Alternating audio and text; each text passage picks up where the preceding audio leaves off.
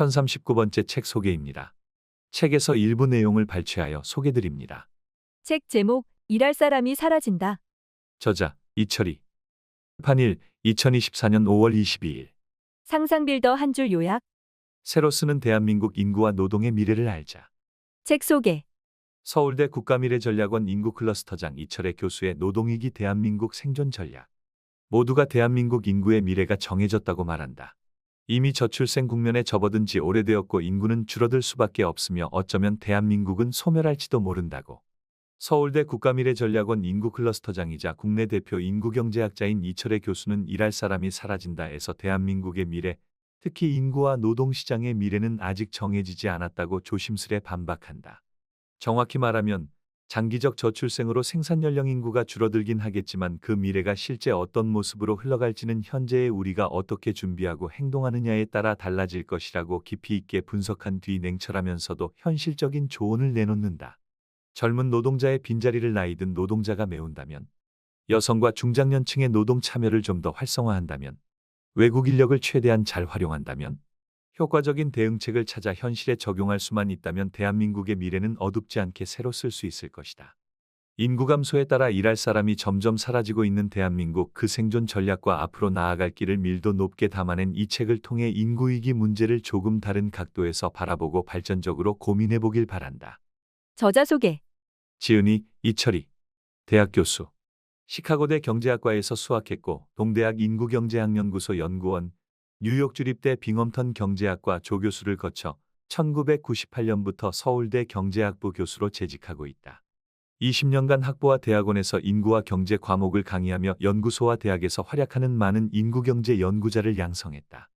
케임브리지대, UCLA, 옥스퍼드대 연구교수, 프랑스 국립인구연구소 방문학자, 미국 국립보건원 NIH 연구 프로젝트 책임자, 미국 국가경제연구소 NBER 연구원 등을 역임했고 저출산고령사회위원회, 일자리위원회, 외국인정책위원회, 양성평등위원회 등 정부위원회 본위원으로 활동했다. 현재 서울대 국가미래전략원 인구클러스터장을 맡고 있다. 2007년에는 학문적 업적이 탁월한 45세 미만 경제학자에게 수여하는 한국경제학회 청남학술상을 수상했다. 책에서 얻은 내용. 지구에서 가장 먼저 사라질지 모르는 나라, 대한민국 국민 모두가 함께 읽어야 할 필독서. 인구 감소의 미래는 정해졌다. 하지만 노동시장의 앞날은 정해지지 않았다. 2023년 인터넷에서 밈이 될 정도로 화제가 된 영상이 있다.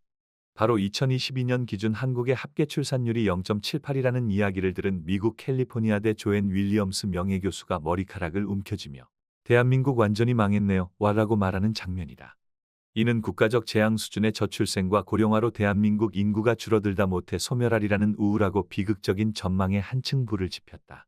한국의 출생아 수 감소와 인구 고령화는 극단적으로 절망적인 미래를 걱정해야 할 정도로 심각한 사안일까? 인구 변화가 가져올 암울한 미래의 모습은 이미 결정되어 있어서 바꾸기 어려울까? 미래에 대한 막연한 두려움을 넘어서 앞으로 다가올 수 있는 일들을 차근차근 바꿔갈 방법은 없을까? 서울대 국가미래전략원 인구클러스터장이자 국내 대표 인구경제학자이며 인구 문제와 정책 관련하여 활발한 저술 및 자문 활동을 펼치고 있는 이철혜 교수는 인구 변화의 미래는 확실하게 정해져 있지 않다라고 말한다. 인구 변화가 불러일으킬 사회경제적 영향은 인구 변화 자체보다 더 가변적이고 따라서 정확하게 전망하기도 어렵다. 예컨대 태어나는 아이 수의 장래 추이가 정해져 있다고 해도 이들이 얼마나 생산적인 인력으로 성장할지, 얼마나 높은 비율로 노동시장에 참여할지, 얼마나 오래 일을 계속하는지에 따라 노동 투입 규모의 변화는 달라질 수 있다. 그리고 인구 변화로 인한 장래 노동시장 수급 불균형의 정도는 기술 및 산업의 변화가 가져올 노동 수요 변화에 따라 달라질 것이다. 그러므로 인구 변화의 미래는 장래 인구 추계 보고서에 제시된 선명한 표나 그림과 달리 덜어는 흐릿하고 덜어는 윤곽조차 잘 잡히지 않는 불확실성의 영역이다. 일할 사람이 사라진다는 노동시장에 초점을 맞추어 장차 인구 변화가 어떤 사회경제적 충격을 가져올지 분석하고 이에 대응하기 위해 무엇을 해야 할지 모색한다. 저자가 처음 쓰는 대중서에서 노동의 미래를 다루는 이유는 이 주제야말로 대한민국 인구 변화의 미래를 내다보고 대비하는 핵심 열쇠라고 판단하기 때문이다. 인구 변화로 노동력이 언제 얼마나 감소할지, 생산성은 어떻게 변화할지, 어떤 부문에 어떤 형태의 노동 수급 불균형이 발생할지, 이러한 불균형을 어떻게 완화할 수 있을지 알 수 있다면 대한민국의 인구 변화가 개인, 기업, 산업, 국민경제 전체에 가져올 충격을 바르게 예측하고 이에 합리적으로 대응하는 데 도움이 될 것이다. 한국의 인구위기, 무엇이 문제인가? 위기를 돌파할 방안은 있는가? 통계에 근거한 엄밀하고 정교한 분석, 경제학적 관점에 기반한 냉정하고 날카로운 통찰. 한 장은 한국이 직면한 인구위기의 본질이 무엇인지 설명함으로써 책이 다루는 내용의 배경이 되는 큰 그림을 펼쳐 보인다. 21세기 한국의 인구위기가 특히 문제가 되는 이유는 감소 규모가 너무 크고 그 속도가 너무 빠르기 때문이며, 이에 따라 인구구조 변화에 따른 불균형이 한국 사회에 심각한 영향을 끼칠 것임을 지적한다. 이러한 면에서 한국의 인구 문제는 역사상 전례를 찾아보기 힘든 매우 복잡하고 대응하기 어려운 도전이라 할 수 있다. 2장부터 5장까지는 장래 인구 변화가 노동시장에 미치는 영향을 심층적으로 분석하고 전망한 결과를 제시한다. 전체 노동시장에 대한 단순한 분석에서 출발하여 각 세부 부문 및 유형에 대한 복잡하고 세밀한 분석으로 이어지도록 장이 구성되어 있다. 인구 변화로 인한 전체 노동력 규모의 변화 2장, 경제활동 참가율과 생산성 변화를 고려하는 경우에 노동 투입 변화 3장, 산업, 직종, 나이, 학력에 따른 노동 공급 변화와 노동 수요 변화를 함께 고려한 산업 및 직종별 노동력 부족 규모 4장, 장래 인력 부족 문제가 가장 심각해질 것으로 예상되는 의료 및 돌봄 서비스 부문의 인력 수급 불균형 5장 등을 차례로 다룬다. 각 장은 인구 변화가 가져올 노동 수급 불균형을 완화하는 정책적 방안도 함께 논의한다. 6장부터 8장까지는 인구 변화의 미래를 좌우할 인구 집단이라 할 수 있는 청년, 고령자, 외국인과 관련된 문제를 자세히 들여다본다. 6장은 청년 인력이 어느 부문에서 얼마나 감소할지를 전망하고 이러한 변화가 노동시장에 가져올 충격을 진단한 후 이를 완화하는 방안을 제시한다. 7장은 장래 고령자의 특성과 이들이 노동시장에서 차지하는 중요성이 어떻게 변화할지를 전망하고 미래의 고령자를 충분히 효과적으로 활용하는 방안을 모색한다. 8장은 한국의 외국인 유입 및 고용 실태를 분석하고 장래 외국인력에 대한 수요 변화를 전망한 후 인구 변화에 적절하게 대응하기 위한 외국인 정책 방향을 짚어본다. 마지막 9장은 앞의 장에서 충분히 다루지 못한 인구 변화 대응 방안을 종합적으로 논의한다. 여기에는 한국이 직면한 인구위기를 성공적으로 극복하기 위해 우리 사회와 정치가 어떻게 바뀌어야 하는지도 포함되어 있다. 책의 골격을 이루는 내용은 최근 저자의 연구에 기반한 것이며, 상당 부분은 통계청의 2023년 장래 인구 추계를 비롯한 최신 데이터를 이용하여 다시 분석한 결과가 반영되어 있다. 딱딱하고 전문적인 연구 방법과 내용은 다양한 사례를 활용해 최대한 알기 쉽게 풀어 설명했고, 각종 통계 분석 결과는 그래프를 이용해 독자가 시각적으로 이해할 수 있도록 애썼다. 아직 정해지지 않은 인구 변화의 미래를 위해 지금 당장 우리는 무엇에 주목하고 무엇을 해야 하는가? 21세기 한국의 인구위기가 복잡하고 대응하기 어려운 도전 과제이긴 하나, 마냥 암울하고 비관적인 상황이라고 단정해서는 안 된다. 실제로 이 책에서 저자는 과거부터 현재까지 국내외 상황을 꼼꼼하게 분석하고 미래를 조심스럽게 예측한 결과를 바탕으로 인구 감소로 인한 노동위기를 극복하기 위한 제안을 다각도로 내놓는다.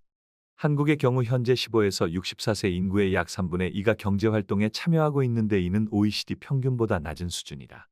특히 여성과 장년 50에서 64세 인구의 경제활동 참가율이 비교적 낮은 편이어서 이들이 더 많이 일하게 된다면 인구 감소로 인한 노동력 감소를 완화할 수 있다.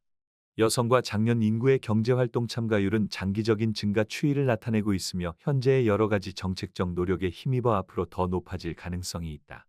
외국 인력 유입을 늘려 인구 변화로 인한 노동력 감소에 대응하는 길도 열려 있다. 이미 적지 않은 외국 인력이 내국인 인력이 부족한 제조업, 농업, 서비스업 분야의 여러 일자리 공백을 메우고 있다.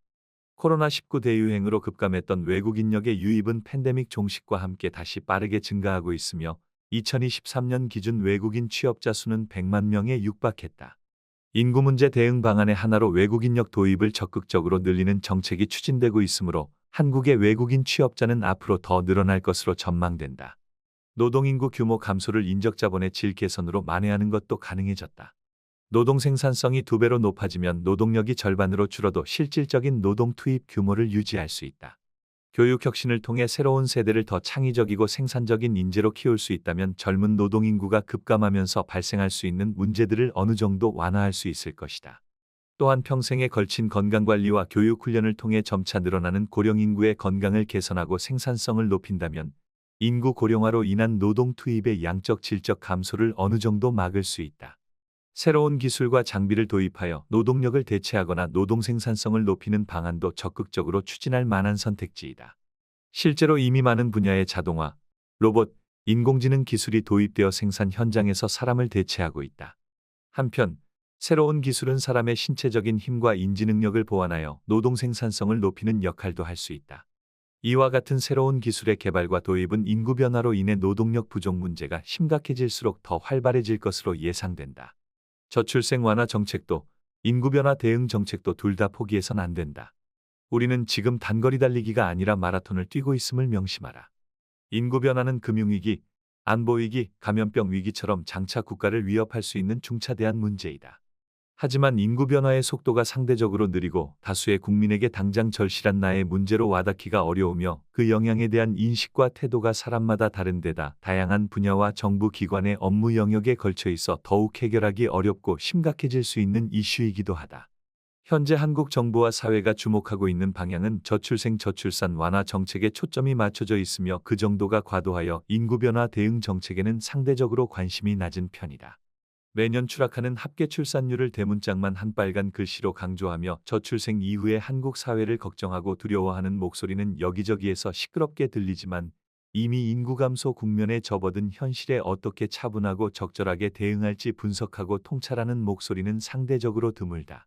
저출생 완화와 인구 변화 대응은 서로 맞물려 있고 보완적인 정책이기에 두 정책 간 적절한 균형을 맞추어야 한다. 노동시장을 중심으로 인구 변화 대응 방안을 집중적으로 이야기하는 이 책이 더욱 귀한 이유이다. 인구 변화에 대응해야 하는 우리는 단거리 달리기가 아닌 마라톤을 뛰고 있음을 머리와 가슴에 새겨야 한다. 수십 년 앞을 내다보고 씨를 뿌리고 물을 주는 마음으로 다양한 분야의 연구 성과를 공부하고 여러 기관과 집단에 상충하는 이해를 조율하며 미래 세대를 위해 고통과 비용을 감내하도록 국민을 설득할 필요가 있다. 많은 사람들이 이 책을 일독한 뒤 더 늦기 전에 미래를 지키려는 진정성과 의지를 품기를 희망한다.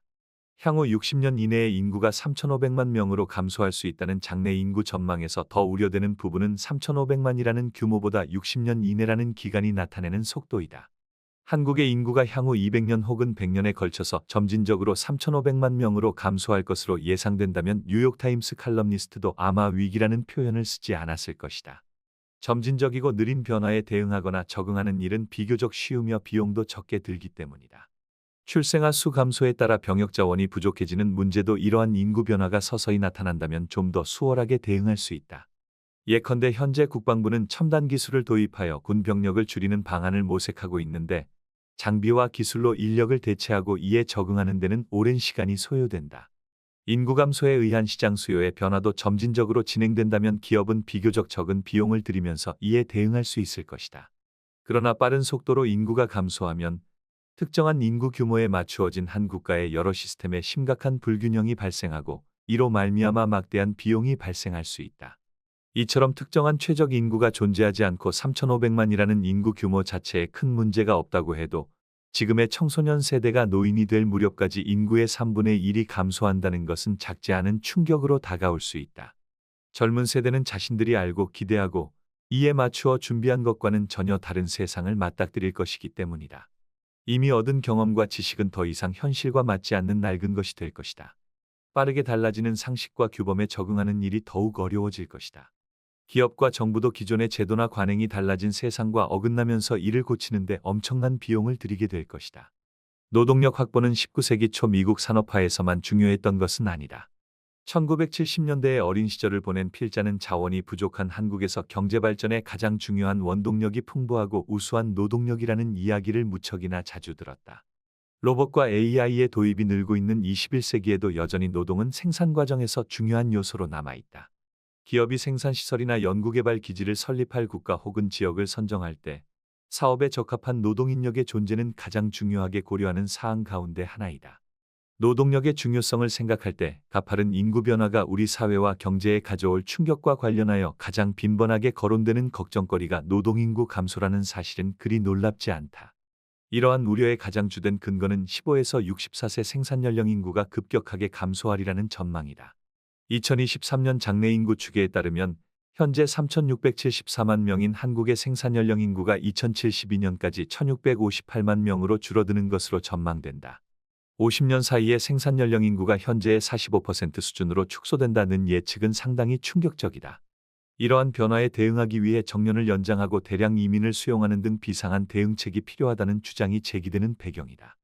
출산과 양육 때문에 여성의 노동시장 경력이 단절되는 문제도 여성 생산성 저하의 주된 요인이다. 최근 한국노동연구원의 보고서에 따르면 성별 임금 격차가 주로 30대 중반 이후에 커지는 것으로 나타난다. 이는 경력 단절 이후 여성이 주로 비공식적 부문이나 비정규직 일자리에 재취업하는 경향이 있고, 이러한 일자리에서는 나이가 들어도 임금이 높아지지 않아 나타나는 현상으로 풀이된다. 이처럼 여성을 일하기 어렵게 만드는 요인들은 여성의 생산성을 낮추는 역할도 하고 있다. 이렇게 볼 때 일과 생활의 균형을 이루고 일터에서 여성이 직면하는 불리함을 없앨 수 있는 정책은 여성 고용을 확대하는 데 긍정적일 뿐만 아니라 여성이 가진 능력을 충분히 발휘하여 생산성을 높이는 데도 도움이 될 수 있다. 따라서 현재 진행되고 있는 보육 지원, 일생활 균형 강화, 노동조건 개선, 각종 차별 금지 정책이 성공한다면 여성의 생산성이 남성에 가까워지는 성과를 얻을 것으로 기대할 수 있다. 앞으로 노동시장에서 나이든 인력은 늘어나는 반면 젊은 취업자는 줄었다. 그런데 나이든 사람과 젊은 사람은 인적 자본의 특성과 노동시장에서 주로 맡는 일의 성격이 다르다. 각 일자리가 필요로 하는 인력의 유형도 다르다. 주로 젊은 인력에 의존하는 일자리도 있고 나이든 사람에게 적합한 일자리도 있다. 따라서 노동인구의 나이 구성이 빠르게 바뀌면 인력 수급의 불균형이 발생할 수 있다. 다시 야구의 예를 들기로 한다. 실제로 꼭 그렇지는 않지만 젊고 체력이 좋은 젊은 선수가 주로 선발 투수를 맡고 경험 많은 베테랑이 구원 투수 역할을 한다고 가정해보자.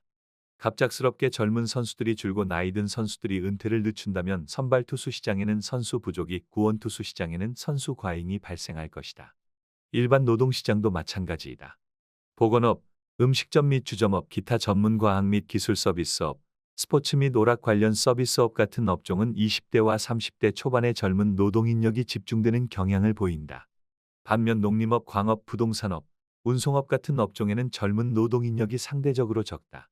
따라서 인구구조 변화로 젊은 노동인력 비중이 줄어들면 이들에 대한 의존도가 높은 산업의 노동 공급이 더 큰 폭으로 감소할 것이다. 의사 인력 수급 불균형 문제를 완화하기 위해서는 조속하게 사회적 타협을 이루어 의대 정원을 적정한 수준으로 확대해야 하고, 의료 취약 지역이 늘어나는 현상을 방지하기 위해서는 공공의료를 강화하는 방안을 마련해야 한다. 과목 간 불균형을 완화하기 위한 제도적 개선도 필요하다. 2024년 2월, 정부는 2025년부터 의대 정원을 2,000명씩 증원하고 이를 5년 동안 유지하는 내용을 골자로 한 정책을 발표하였다. 이는 2035년까지 의사 인력을 1만 명 더 늘리는 방안이다. 이 조치에 의사단체는 강력하게 반발하여 대다수 전공의들이 병원을 떠났고 의대 교수들도 사직을 결정한 상황이다. 이 책을 마지막으로 다듬고 있는 2024년 5월 초 현재, 정부는 각 대학의 자율적인 정원 감축을 허용하여 2025년 의대 정원이 약 1,500명 선으로 조정되었지만 첨예한 의정 갈등은 계속되고 있다. 의대 정원이 현재 안으로 확정되더라도 갑작스러운 증원으로 인한 의대 교육의 질 저하 가능성, 2030년 이후 수요 변화를 반영한 의대 정원 조정 방법 결정, 과목 간 불균형 해소 방안 마련 등 풀어야 할 어려운 과제가 산적해 있다. 대졸 65세 이상 경제활동 인구가 전체 노동인구에서 차지하는 비중 역시 빠르게 증가할 것이다. 그림 7-4는 장래 인구 추계 중위 전망이 실현되는 경우 2072년까지 연령 학력별 경제활동 인구 규모와 비중 변화를 전망한 결과를 보여준다. 65세 이상 대졸자가 전체 경제활동 인구에서 차지하는 비중은 현재의 매우 낮은 수준에서 빠르게 높아져 2072년에는 35에서 49세 대졸 경제활동 인구 비중과 비슷해질 것으로 추정된다. 55에서 64세 장년층을 포함한 55세 이상 대졸 경제활동 인구는 2072년까지 전체 경제활동 인구의 3분의 1 정도를 차지하는 노동시장의 주축 인력이 될 전망이다. 이처럼 미래의 고령인구는 현재의 고령인구에 비해 교육 수준이 높아질 것이고 고학력 고령인력은 전체 노동력에서 중요한 부분을 차지할 것이다. 두 장에서 확인했듯이 고령자의 향상된 교육 수준은 생산성을 개선하는 요인으로 작용할 것이다. 일반적으로 고학력자의 생산성이 저학력자에 비해 높기 때문이다. 미국과 일부 유럽 국가의 경우 장기적으로 줄곧 감소해오던 고령자의 경제활동 참가율이 1990년경을 기점으로 반등하여 높아지고 있으며 이는 주로 파워 시니어의 고용 확대에 기인한 것으로 분석된다. 이러한 변화는 지난 30년 동안 미국 일자리가 고령 친화적인 일자리로 변모했다는 사실과 무관하지 않다. 최근의 한 연구는 앞서 소개한 고령 친화적인 일자리의 특성을 이용하여 각 직종의 고령 친화성 지수 Age Friendliness Index를 계산하였다. 그리고 이 지수가 장기적으로 어떻게 변화했는지를 분석하였다. 그 결과는 1990년부터 2020년까지 직종 가운데 약 4분의 3에서 고령 친화성 지수가 개선되었음을 보여준다. 게다가 이 지수가 높은 직종에 고용된 고령자의 비중도 높아졌다. 흥미로운 결과는 여성과 젊은 고학력자의 고용도 고령 친화적인 일자리의 증가로부터 긍정적인 영향을 받았다는 사실이다. 즉 고령 친화성 지수가 높은 직종에서는 지난 30년 동안 여성과 고학력 청년의 고용도 상대적으로 늘었다. 이는 여성과 고학력 청년이 고령 친화적인 일자리 특성을 선호한다는 연구 결과와 부합한다. 최근 한국의 젊은 세대도 자율성과 유연성이 높은 일자리를 선호하는 경향이 감지된다. 미래에는 이 세대가 고령층에 진입한다. 따라서 일자리를 고령 친화적으로 바꾸는 작업은 베이비붐 이후 세대, 더 나아가 지금의 젊은 세대가 나이 든 후에도 생산 역량을 충분히 발휘할 수 있는 중요한 기반이 될 수 있다. 외국 인력은 마음만 먹으면 한국이 언제든지 필요한 만큼 도입할 수 있는 한정없는 자원이 아니다. 한국이 필요로 하는 숙련 수준과 한국 사회와 잘 맞는 문화적 배경까지 고려한다면 지금 우리 노동시장에서 제 역할을 하며 산업과 경제의 유지에 공헌하는 외국 인력은 장기적으로 볼 때 희소한 자원이라고 할 수 있다. 따라서 외국 인력의 공급이 장기적으로도 계속 탄력적이라는 전제하에 인구 변화에 대응하는 외국인 정책을 수립하는 것은 타당하지 않고 심지어 위험할 수 있다. 그렇다면 이 문제에 어떻게 접근해야 하는가? 첫째, 한국을 외국인이 선호하는 국가로 만들 필요가 있다. 앞서 지적했듯이 경쟁국의 대두와 송출국의 경제 성장으로 말미암아 임금 우위만으로 외국 인력을 끌어들이는 정책은 오래 지속되기 어려울 것이다. 향후 한국의 노동 규제가 강화되어 장시간 근로가 어려워지면 이웃 국가와 비교한 임금의 우위가 낮아질 가능성도 있다. 그러므로 임금 이외의 조건들을 매력적으로 바꾸는 노력이 필요하다. 다시 말해 한국과 일본이 비슷한 임금을 지급할 때 굳이 한국을 택할 이유를 제공해야 한다. 중략. 둘째, 외국 인력 도입을 인구 문제 해소의 만병통치약처럼 생각하는 태도는 버리는 편이 좋다.